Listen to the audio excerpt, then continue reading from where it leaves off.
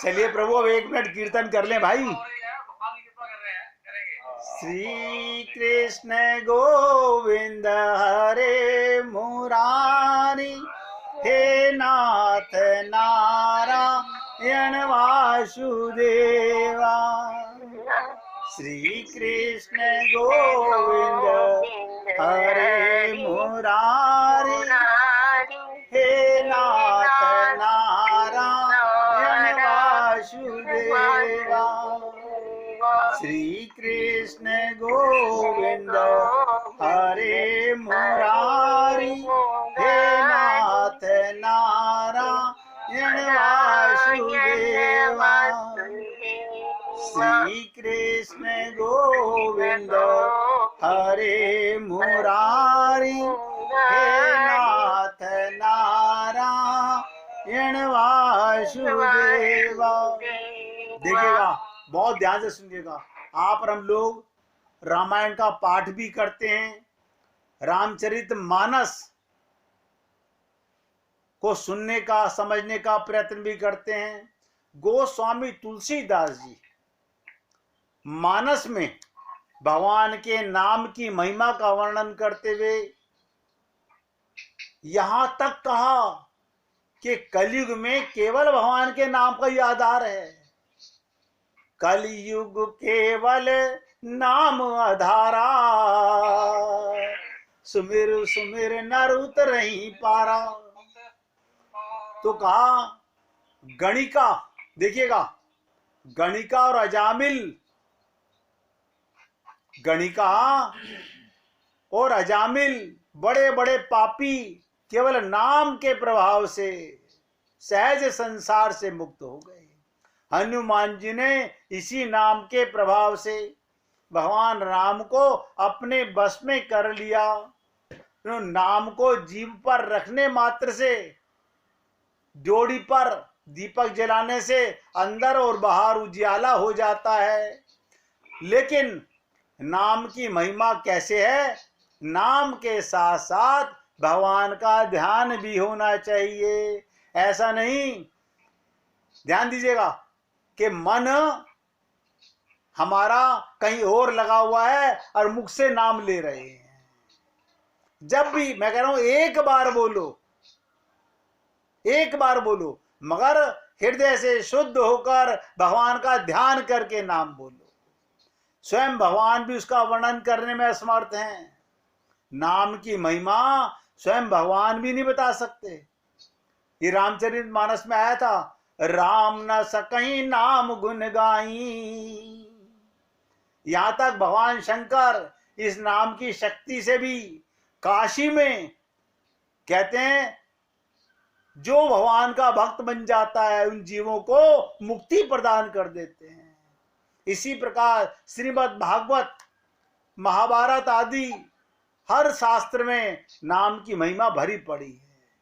परंतु क्या कारण है, क्या कारण है इसके अनुसार नाम का प्रत्यक्ष परिणाम देखने में नहीं आता। ये सुनते सुनते तो उम्र गुजर गई कि कलयुग केवल नाम आधारा, सुमिर सुमिर नर उतरहि पारा। अब ध्यान से सुनिएगा, इस प्रकार के तर्क वितर्क करते हुए बड़े बड़े महानुभाव प्रश्न किया करते हैं। इन सब का उत्तर प्रत्यक्ष फल न दिखने के कारण भगवान के नाम में, बता दूं बहुत गहरी बात, श्रद्धा की कमी है।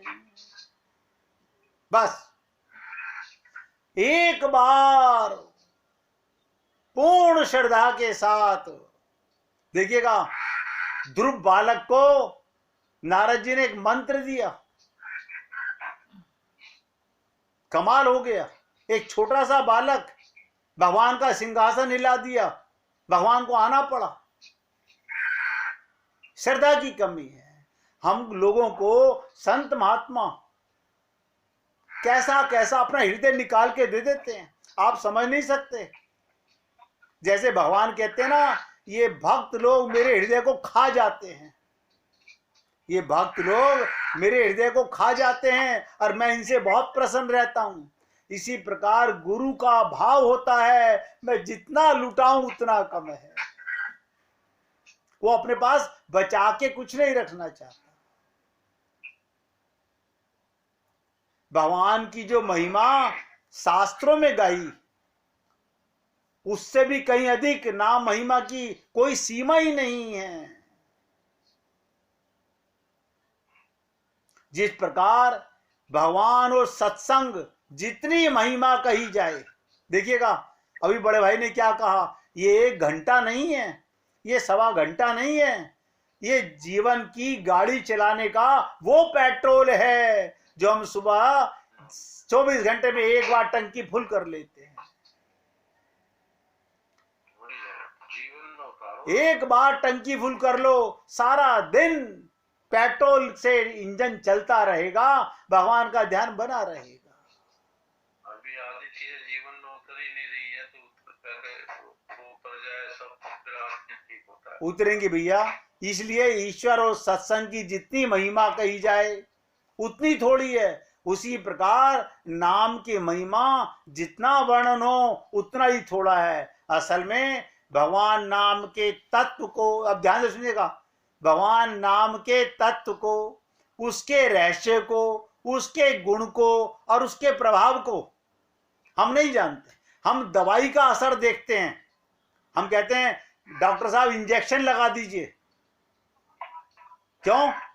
दवाई से तो कल तक असर होगा, मुझे तुरंत असर चाहिए, मुझे तुरंत असर चाहिए, वो इंजेक्शन ले लेते हैं हम। इसी प्रकार जो भगवान के नाम के तत्व के रहस्य को जान जाता है, ये कितना छोटा सा तत्व है देखिएगा। मैं अपने छोटे से लघु शब्दों में आपके सामने डिटेल कर रहा हूं। हमें पता चला ईश्वर के नाम का तत्व क्या है। ईश्वर अंश, अरे मैं परमात्मा का अंश हूं। अब मुझे बताइए परमात्मा का नाम कितना बड़ा हो गया। सारी सृष्टि उसका अंश है। भगवान श्री कृष्ण तो कहते हैं वासुदेव सर्वम। देखिएगा भगवान ने तो यहां तक कहा ममे वांशो जीवलोके। एक कीड़ा मल मूत्र में पड़ा हुआ भी, उसमें भी मैं बैठा हूं।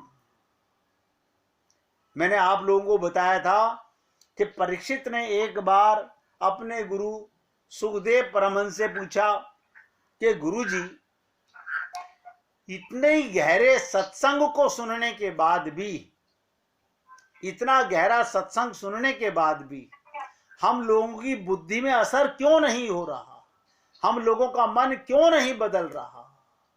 तो सुखदेव जी ने कहा कि बेटा किसी दिन तुझे प्रैक्टिकल ट्रेनिंग देके बताएंगे, थ्योरेटिकल बताऊंगा तो तू भूल जाएगा। 2-4 दिन के बाद में सुखदेव परमानंद उनको सुबह सुबह शौचालय के लिए जंगल में ले गए, परीक्षित को अपने साथ। परीक्षित लोटा लेके आगे आगे चल रहा था, गुरुजी पीछे पीछे आ रहे थे। रास्ते में एक जगह गोबर पड़ा हुआ था और गोबर के अंदर एक कीड़ा मंडरा रहा था। ध्यान से सुनिएगा, आपने देखा होगा गाय भैंस के गोबर में बच्चों के भी पेट में मल में कीड़े हो जाते हैं, वो कीड़ा घूम रहा है। सुखदेव जी ने प्रैक्टिकल ट्रेनिंग दी, और ये उनको नहीं दी, हम सबके लिए बताया गया। ये मत समझिएगा परीक्षित को बताया गया, हम ही हैं वो, हमें अपनी परीक्षा करनी चाहिए। क्या कहा सुखदेव जी ने कि परीक्षित एक फूल तोड़ के लाओ पेड़ से, और इस कीड़े को लकड़ी से उठा के इस फूल के ऊपर रख दो। अब गुरु का हुक्म है, उसने उठा के कीड़े को कहां रखा, फूल पे रख दिया। बोले गुरुजी चले आगे, बोले नहीं नहीं अभी आधी ट्रेनिंग हुई है, पूरी देखो। वो कीड़ा क्या करने लगा, फूल में से निकल के वापस किधर जा रहा था, उसी गोबर की तरफ, उसी गोबर की तरफ जा रहा था। बोले परीक्षित मैंने तुम्हारे प्रश्न का जवाब दे दिया। बोले गुरुजी क्या? बोले कितने ऋषि मुनि संत महात्मा हम सबको बार बार बताते हैं, मन को भगवान में लगाओ, मन को भगवान में लगाओ। लेकिन ये, मैं भी समझ लो। हाँ, ये अनादि काल से मल का कीड़ा है, ये नहीं मानता। देखिएगा, उठा के फूल पे रख दिया, फूल से ज्यादा खुशबू सुगंध कहां से लाएगा? लेकिन हम वही, हमारी वही दशा है। हम घूम घूम के सुनने के बाद, देखिएगा, मुझे तो आज भाई साहब की बात सुनकर के हृदय द्रवित हो गया कि 24 घंटे का ये हमारे लिए एक ऐसा राशन है। वरना मैं देखता हूं लोग आज ऐसे जैसे पल्ला झाड़ देते, नहीं, सत्संग खत्म, झोला उठा, चल मार्केट में, चल उठा। मतलब काम करना बुरा नहीं, लेकिन किसके दम पे चल रहे हो? आपका कदम कब आगे बढ़ता है? जब भगवान उसमें साथ होता है। इतनी सी बात है। संसार का ही काम करना है, परिवार का ही काम करना है, सभी का काम करना है, मगर साथ में भगवान को रखना है। हम एक ही बात निवेदन करते हैं। आपसे एक चीज जी, पूछनी है, पूछो भैया। कि भोले बाबा जो है, हाँ, वो इंसान के देवता नहीं माने जाते, उसमें वो तो जानवरों के देवता माने जाते हैं और देवताओं के देवता मतलब वो माने जाते हैं। ये क्या है कारण? बताता हूँ भैया। भगवान शंकर जो है ना, क्या था कि भगवान विष्णु ने अपने आप को 3 भागों में व्यक्त किया। बीच में बोलिए मत भैया, किसी के यहाँ से आवाज आ रही है। भगवान ने एक नारायण है, उसने अपने आप को सृष्टि को चलाने के लिए एक जन्मदाता ब्रह्मा के रूप में बांटा, एक पालनकर्ता के रूप में बांटा, एक संहार करने के रूप में बांटा। शंकर कोई और नहीं है, स्वयं भगवान का ही स्वरूप है। और उनको कहा गया परम वैष्णव है वो, उनसे बड़ा वैष्णव कोई नहीं है। देखिएगा, रामचरितमानस में राम ने क्या कहा? जो शिव द्रोही सो मम द्रोही। हनुमान जी कौन है? शंकर भगवान है। जब रावण किसका शिष्य था? शंकर भगवान का शिष्य था। तो भगवान राम ने क्या कहा? देखो, फिर मैं आपके चेले को मारूंगा, आप गुरु हो उसके। हनुमान जी से कहा भगवान राम ने, तुम गुरु हो ना उसके, तुम शंकर हो, जाके उसे समझा दो। जब हनुमान जी जाके समझाने लगे तो रावण क्या कहता है? अरे अहंकारी बंदर, तू मुझे समझा रहा है? उन्होंने बहुत कहा हनुमान जी ने, मैं तेरे को आखिरी लेसन पढ़ा रहा हूं, अभी भी कुछ नहीं बिगड़ा है। लेकिन वो अपने अहंकार के कारण, अहंकार ही रावण है, अहंकार ही रावण है। हम सबके अंदर ही तो रावण है, और क्या है? हम सबके अंदर ही कुंभकर्ण है, हम सबके अंदर ही मेघनाथ है। ये पुतले जलाने से नहीं, अंतःकरण के रावण को, अंतःकरण के कुंभकर्ण को, अंतःकरण के मेघनाथ को जलाइए। तो भैया, ये भाई साहब ने पूछा, वो परम वैष्णव हैं, भगवान का ही स्वरूप हैं। वो कहते हैं ना, एक होता है भगवान, और जितने भी नाम साथ में भगवान लगे होते हैं वो भगवान के ही श्वास हैं, और हम लोग भगवान के विभिन्नांश हैं। ये अंतर है खाली। तो मेरे कहने का तात्पर्य है कि भगवान को पाने के लिए, नाम की महिमा को जानने के लिए बस एक बार विश्वास हो जाए भगवान नाम के तत्व को, उसके रहस्य को, उसके गुण को, उसके प्रभाव को। देखिएगा, मैंने अपने दादा के परदादा को, उनको नहीं देखा। अगर मेरे दादाजी आके कहें ये देखो मेरे दादाजी का फोटो है, मैं उनको हाथ जोड़ता हूं ना, मैं उनको हाथ जोड़ता हूं और उनको पूरे आदर के साथ में हार पहना करके सम्मानित करता हूं। ऐसे ही संत महात्मा हमें बताते हैं कि सारे जीवों का पिता परमात्मा है, परम तत्व है। उसे, उस तत्व से जाने, हम भगवान से प्यार क्यों नहीं कर पा रहे? क्योंकि हम उसे तत्व से नहीं जानते, उसे आत्मा का पिता नहीं मानते। हम अभी तक भी अपने आप को अज्ञानता में शरीरी मानते रहते हैं। ये एक बहुत बड़ा भ्रम है हम लोगों के मन में। हम देह हैं नहीं, इस देह में हरि मिलत हैं। तो पहली कमी है हमारे अंदर श्रद्धा की, और श्रद्धा के अभाव से कहीं ना कहीं विश्वास में कमी आ गई है। नाम की तो अंतिम महिमा है।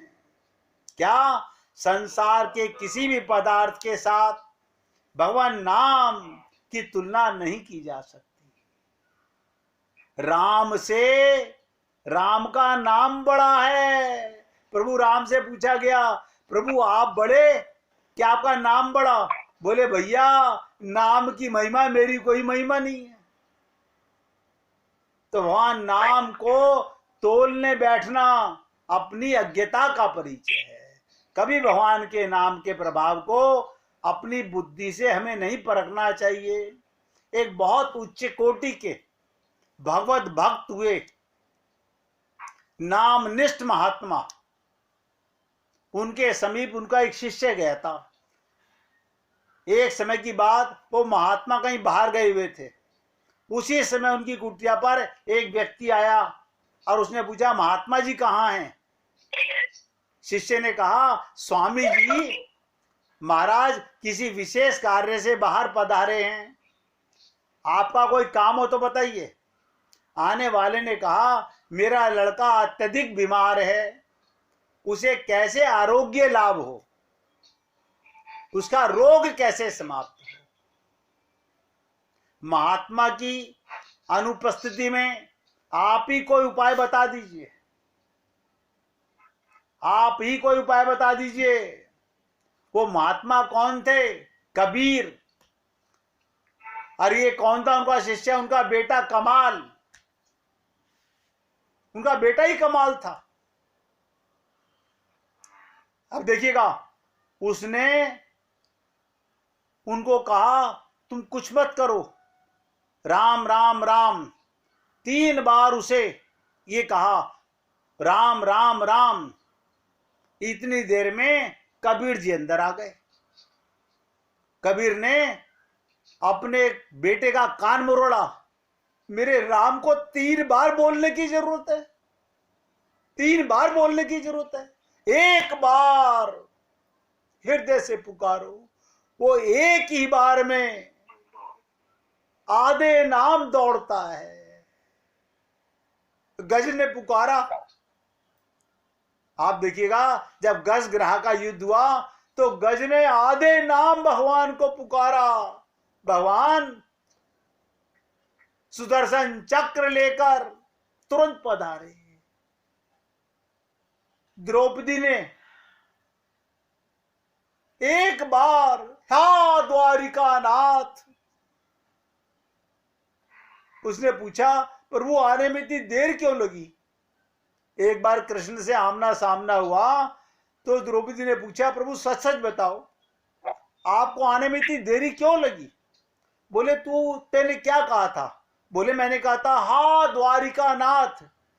बोले अगर तूने ये कहा था, हा हृदयेश्वर, तो मैं तेरे हृदय में ही तो था, मैं तो तेरे हृदय में ही था। भगवान तो कहते ना, मोह को तू क्या ढूंढे रे बंदे, मैं तो तेरे पास में। वो सबके हृदय में वो परमेश्वर, वो सर्वेश्वर, वो हृदयेश्वर हमारे रोम रोम में है। भगवान को पाने के लिए इसे कहते हैं अंतर्मुखी हो। बाहर नहीं ढूंढना, अपने अंदर ढूंढो। सन्मुख होए जीव मोहि जब हई। सन्मुख नहीं होते हम, विमुख होके बद्रीनाथ, केदारनाथ, तिरुपति बालाजी, फलाने बालाजी, अरे करोड़ों कल्प सर पटक लो, क्या होने वाला है? एक बार अपने आप को जान लो। रामचरितमानस की एक चौपाई, जब मैं गीतांजलि में सत्संग करता था, 9 दिन तक चर्चा की थी इस चौपाई की कि ईश्वर कौन है, वो परमेश्वर कौन है, वो सर्वेश्वर कौन है, मैं किसका अंश हूं। मैं जीव कैसे हूं, एक एक शब्द को समझना पड़ता है। और भैया मैंने तो अपने गुरु के चरणों से बहुत कम मेरा साक्षात्कार हुआ, मगर जो कुछ भी पाया है वो पा करके मैं कृतार्थ हो गया। और सच्ची बात बताऊं, मेरे लिए बाहर कोई मंदिर नहीं है, मेरा तो आप ही लोग मंदिर हो। मैं तो आपकी सेवा करता हूं ना, यही मेरी भगवान की मूर्तियां है। मुझे किसी मंदिर में भटकने की आवश्यकता नहीं है, मैं तो रोज अपने मंदिर में आ जाता हूं, और यही मेरे नारायण, यही मेरे गोविंद, यही मेरे राम विराजमान होते हैं। मैं कहता हूं प्रभु ये मेरी सेवा स्वीकार करे, मुझसे पहले इन भक्तों का कल्याण करें। मैं एक ही प्रार्थना करता हूं प्रभु, मुझसे पहले जिनकी मुझसे सेवा करा रहे हो उनका कल्याण होना चाहिए। आज मैं अपने सत्संग को यहाँ विराम दे रहा हूं। कल फिर आपके साथ एक बहुत इंपॉर्टेंट बात अभी मन में आ रही थी। हमारे मन में एक भ्रम है, धोखा है, वो क्या है उस पर कल चर्चा करेंगे। छोटे छोटे शब्दों में बहुत गूढ़ रहस्य है। मैंने जो कहा, तोरा मन दर्पण कहलाए, अपने मन के छल कपट को देख लो। जिसलिए मन, भगवान ने कहा था, निर्मल मन जन सो मोहि पावा। जिस दिन ये निर्मल हो गया तो राम मिल गए, मिल गए। गाइएगा, श्री राम जय राम, जय जय राम। श्री राम जय राम, जय जय राम। श्री राम जय राम, जय जय राम। श्री राम जय राम, जय जय राम। श्री राम जय राम, जय जय राम। श्री राम जय राम, जय जय राम। श्री राम जय राम, जय जय राम। श्री राम जय राम, जय जय राम। बोलिए सियापति रामचंद्र भगवान की जय, राघवेंद्र सरकार की जय। जय जय श्री राधे, जय जय श्री राधे। बोलिए लाल जी का मंगल हो, सभी भक्तों का मंगल हो। सबको राधे राधे भैया, राधे राधे जी, राधे राधे जी, राधे राधे भाई, राधे राधे मेहरा साहब, राधे राधे, राधे राधे भैया, राधे राधे जी, सबको राधे राधे।